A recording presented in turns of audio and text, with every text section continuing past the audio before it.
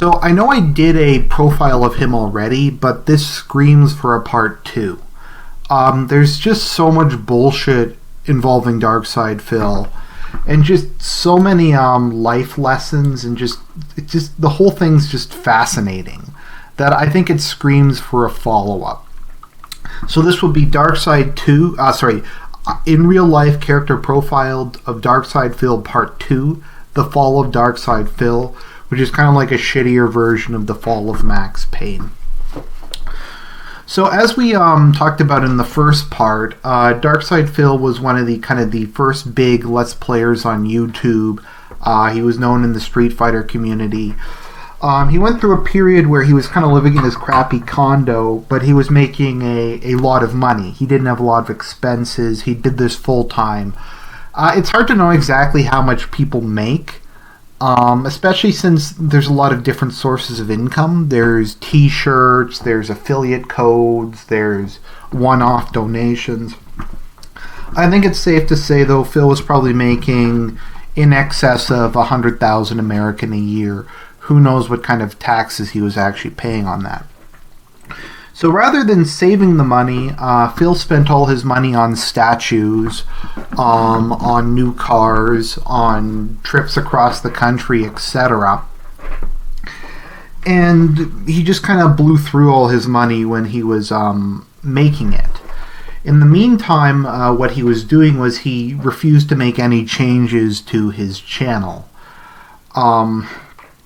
What a lot of people do is they start off doing something like Let's Plays, or they start off doing kind of some basic content, they start to build up a following, and then they use that to just kind of put it to the next level. If you see like a guy like iDubbbz, his older stuff is a lot less polished, but now he does Content Cop, which has like full skits in it. There's a lot more editing, there's like special effects and stuff. He does a lot more. Angry Video Game Nerd started out without really special effects. Now he does like all kinds of fancy smancy stuff. It's common. I remember Tevin C in one of his videos was saying how a lot of people who made it big on YouTube went on to form their own channels, went on to form their own networks. Got some of their fans together and founded their own game companies. They used their success on YouTube as a launching ground for a bigger, broader career, or just kind of moving on to something else. And Phil briefly kind of showed some initiative for that when he teamed up with Respect the Pack and his friends John Rambo and Howard to make Project 7. Now, you can say what you will, I actually think Project 7's pretty good. The fact that Phil is an awful actor and the script was bad actually just kind of made it better for me. But they made that, and this was kind of the beginning of the downfall of DSP Project 7. Because Project 7 was basically a highly edited, special effects, scripted kind of comedy adventure series where Phil loses his gaming powers, and a character named Deathface, which is like a t-shirt that Phil holds over his head, is trying to kill him, and then they like have to go through various video game worlds. So it wasn't amazing, but I thought it was pretty funny, if for no other reason than just for the camp value, and I would have watched the rest of it. However, what wound up happening is Phil put up all the videos on his channel, and the three friends collectively bought t-shirts to sell to promote Project 7. So what wound up happening is Phil pocketed all the money from Project 7 and refused to give anyone else money, although I think John Rambo was able to get some out of him. And he eventually wound up getting a hold of all the t-shirts, and he sold them at profit and didn't share any of the money with his friends. And Phil used the money to buy a new BMW for himself and didn't share it with either of his friends. So he met his girlfriend Panda Lee, and she wanted to start her soap making business, or as Tevin C calls her, the soap queen. So Connecticut is a very expensive regulated place. So she's like, Phil, I want to go to Washington because Washington State is easier for me to start my soap business. So Phil's like, anything you want, sweetie. So they bought a house for $250,000 across the country. And he moved to the other side of the country. He had John and Howard, and there's like a bunch of guys from the local fighting game community he was friends with. And he left them all behind. And a lot of them kind of felt betrayed in that they abandoned him. Probably because he did. And Phil's ego was the size of a planet. So he basically just said that they were jealous of him for making it. That they were all basically losers. That they just don't appreciate him. And not everybody can make it. And they're just haters. So around this point in time, Phil either blocked, removed, or otherwise alienated all of his remaining friends. Except for Panda Lee, who's kind of a bitch. And so he lives in his big empty house in Washington. He was never able to sell his condo in Connecticut, so he's still paying a mortgage on that. He racked up massive personal debt and massive credit card debt, as well as blowing through all of his savings when he moved across the country. The other thing is Phil has a back injury, and the whole thing's very complicated. But basically, he's had numerous opportunities to get it fixed, with his insurance paying for most of it. I think someone called and pretended to be Phil, and they determined the operation would probably be about $10,000 before insurance, which, given the amount of disposable income he has, isn't a lot of money.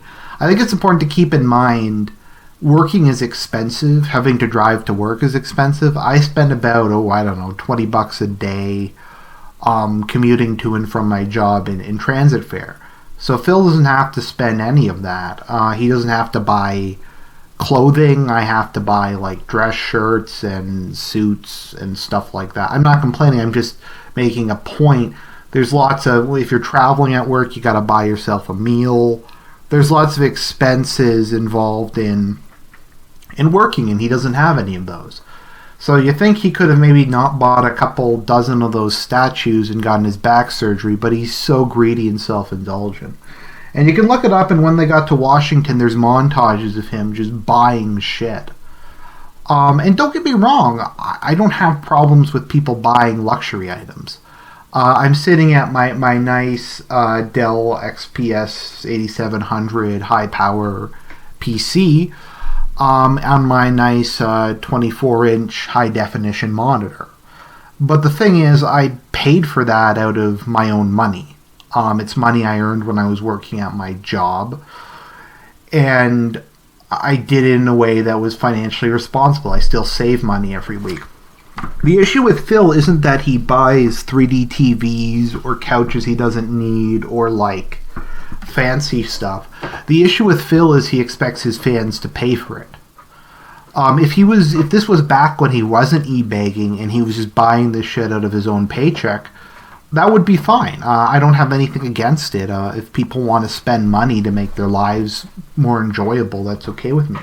But what Phil started doing when he moved out west is he started his Patreon, aka Pay Me Tons. So the whole DSP Patreon thing is just fucking crazy. Basically, he started off getting about $1,600 a month. Now this is on top of the fact that he had 3 or 4 channels at the time, all of which pulled in money.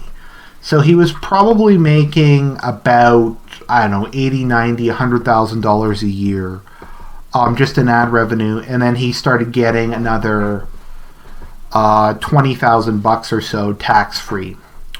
So he was able to just blow through all of that money. He got himself another new car because he needed a second new car. He just bought a whole bunch of shit. He just kept racking up more and more debt. And now we've gotten to the point where he e-bags every day. He's like, and he just guilts his fans. And I think that's really the thing that turned me against DarksydePhil. Because a lot of people hate him because of his gameplay. A lot of people hate him because of his ego. A lot of people hate him because of politically incorrect things he said. The thing I can't stand about him, and the Sons of Kojima did a Let's Endure of friend request ridicule, is the way he treats his fans and the way he treats people. I've always tried to be as gracious and as nice to my viewers as possible. Because anyone who is a decent human being should be very grateful that people are taking time out of their day, their busy day, to watch your stuff and enjoy it. And those people deserve to be treated with respect. And I get that you don't have time to respond to everything, and I don't expect people to respond to anything. But when you're actually interacting with them, you should treat those people with respect. So what he did was he made these videos where he would go on to his Xbox Live account and he'd go through all the people who sent him friend requests and he'd just mock them. A lot of them were little kids who liked his content, and he'd tell them to fuck off. He'd mock them. He'd say, "Oh, your balls haven't dropped." If people sent him like nice messages, like not friend requests, just saying, "I love your content, keep up the good work," he'd be like, yeah, you love my content. Why did you bother sending me this?" And he's just such a douche. I mean, who does that? Who's like, "I love your videos, you really made me like Street Fighter," and then just tells them to fuck off? I mean, it's just, it's mind-boggling. Whenever people send me, they're like, "Argent, I found your videos, I really enjoyed them, I learned a lot about, I don't know, North Korea, or a lot about George Washington or something," I'll always try to say thank you for the kind words, I really appreciate it. I don't mean that like this is a courtesy. I mean it really is wonderful. It's a blessing to have some of the viewers I do who are very decent people. But he just treats his fans like shit, and he blows their money, and he just begs, and he says, "Oh, you don't appreciate me, I'm not going to be around forever, you're taking me for granted." And so what wound up happening with Patreon is he said that if I get a certain amount of money, I'll start up Project 7 again. His series, he's like, "I'll start it again, we'll make it. I promise you that if I make $12.50 a month, I will have something to show for it." So what wound up happening is the day before he was going to take time off to show it, he released this bullshit video saying the planets have aligned, they're telling me not to do Project 7, I'm just too stressed, I can't do it, I can't be bothered to make Project 7, and he just complained about how hard his life was. And this man was getting $1,250 a month to take off 2 streams a month, so like 1 day a month, to work on Project 7. I mean, think about it. If you were getting paid $1,200 tax-free, you'd do just about anything. I mean, all that was expected of him was to write a part of a script, to shoot a little teaser trailer, as the Sons of Kojima said. All he had to do was just be like, "I've been stuck here playing shitty video games for the last 3 years," and then cut to Deathface and then go, "Project 7, coming soon," or something. That's all he had to do, but he refused to do that. And then he just had on his Patreon like a bunch of just bullshit about how he didn't actually mean Project 7, he meant something else, and he had left ambiguous language. And then he also was saying he was going to get a new camera, but he wound up pocketing the money that he was going to use to get the new camera and used it to buy some bullshit for himself. And he just continues to spiral into more and more debt. As time goes on, he streams less and less, he produces less and less quality content, and he just begs more and more and more, and just attacks his fans and just goes after them. So let's just look a bit at DarksydePhil. This is a man who does this for a full-time job. So this is his channel, DSP Gaming. Let's look at the number of views he gets for some of his stuff. So this is some stuff from 4 days ago. He has about 1,500 views on some of this stuff. So he does about like 20 or 30 videos a day. His pre-streams get about 496. Let me just waste your time for a minute. Let me just go to my channel. and see how much some of my videos get. Okay, Hangout 350, Honda Civic Nationalism 400, my review of Look Who's Back 500, North Korea 500, 600. So I have 1,300 subscribers. DSP has 185,000 subscribers, and he gets on some of his videos maybe only like twice as many views as I do. I mean, this is a dead channel. This is pathetic given his number of subscribers, but he just spams a billion videos. So he'll maybe only get 2,000 views a video, but he'll put out like 40 videos a day. And he just e-begs. So he won't do anything. He just keeps putting out raw gameplay. So let's just look a bit at his Social Blade account, and as you can see, his views keep declining. What kind of happened is after Project 7 was cancelled and he pissed off all his fans, a guy filed a ton of copyright claims against his videos, which I will admit are bullshit, and DSP foolishly deleted all of his pre-streams from the last 4 years, which was about, I don't know, like 4 or 5 million views, which all were removed from his channel, and it not only minused those from his search results, but Google viewed it as like a bad thing, and it permanently lowered his channel in the search results. So it basically just destroyed him in the long term. So he gets about, I don't know, on average, maybe like 300-400 subs a month. Once again, if we look at the number of subs I get a month, I get maybe about 100 a month. So DarksydePhil only gets 2 to 3 times as many subs as I do. And I'm nobody. Like, keep in mind, I don't do this for a living. I do this like as a hobby. I don't have the setup he does even. So he just spams this. Some days he gets fewer subscribers than I pick up in a day. So what DSP did to try and to stem the bleeding was he started his second channel, KO Gaming, which is literally the fucking laziest thing I've ever heard. He couldn't even get KO Gaming, so it's KO Gaming 1 is the title of his channel.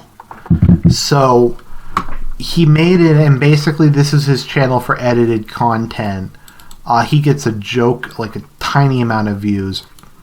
What he did was he made a clickbait review of, let me see, what was it again?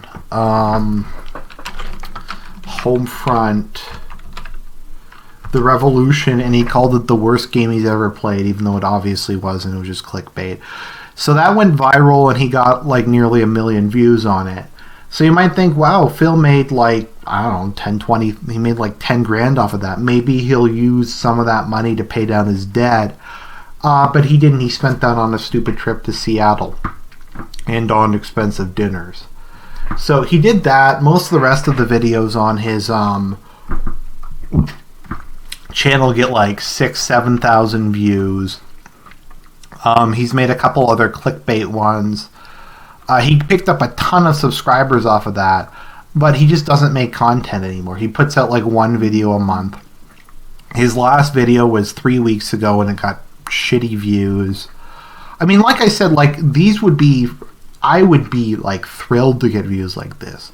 But once again, keep in mind, someone like me, or even Millennial Woes does this for a living. Someone like me, or someone like Abstract Edity, or just someone of us who just do this for fun, we devote maybe like a couple hours a week to this. Maybe like 5, 6, 10 at the most. And this guy does this as a full-time job, and he can't do better than this. And he kind of just gave up on this. And we have these shitty My Impressions. What the fuck is My Impressions? Who gives a shit? But some of these actually didn't get horrible views. I mean, his clickbait stuff kind of worked, but he's just lazy. So he's gone from having, like, he picked up 10,000 subs in 1 month, and now he can barely manage 300 in a month. and his views have gone down by 500%, and his channel revenue has just tanked. See views down 71%, subscribers down 78%. And this is the situation we see DarksydePhil in. He hasn't reined in his spending. He's making no attempts to improve himself, to change his content. He has no friends left to rely upon. He succeeded in alienating pretty much everyone in his life. So he's just continuing a slow spiral into the abyss. And it really seems that there's nothing that's going to stop him on this downward spiral. And how long can it last is an interesting question. Because coming up is the Christmas season. We're already in the Christmas season advertising-wise. So lots of people like myself are seeing an increase in advertising revenue. Normally it's like $1 or $2 per 1,000 views. But for a lot of people around Christmas time, it'll go up to maybe $5 to $7 per 1,000 views. So DSP will still be making decent money. However, once Christmas season's over, we enter January and February, which are the worst times of the year for advertising, so we'll see how it goes then.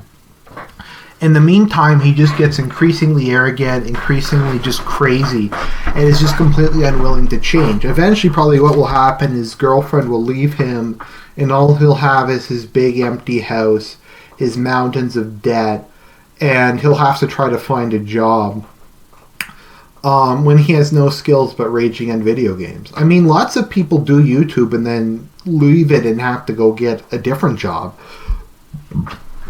But a lot of the time they've picked up other skills, like business skills, video editing, entertainment, some stuff that they can kind of pass over, but DarksydePhil is just lazy. I mean, someone pointed out his girlfriend lived with him for like 3 years and does nothing. She only started working recently. She could have spent the time learning to do video editing. He could do the gameplay, she could edit it, and they could have been a team together, but she wouldn't do anything. DSP refused to kind of partner with anybody.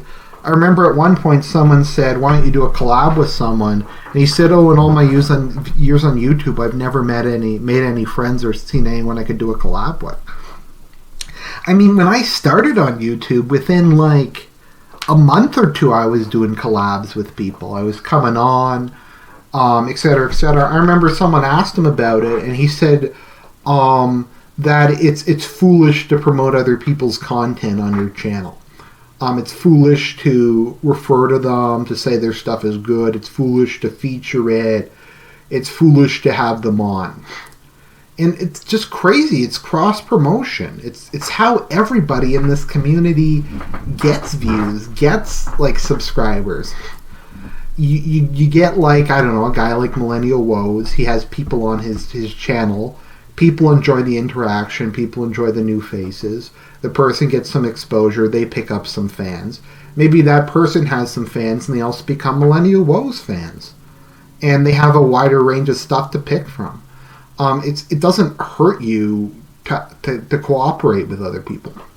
But DSP he's just stupid, arrogant, and unwilling to change. And it's really sad, and it'll be sad.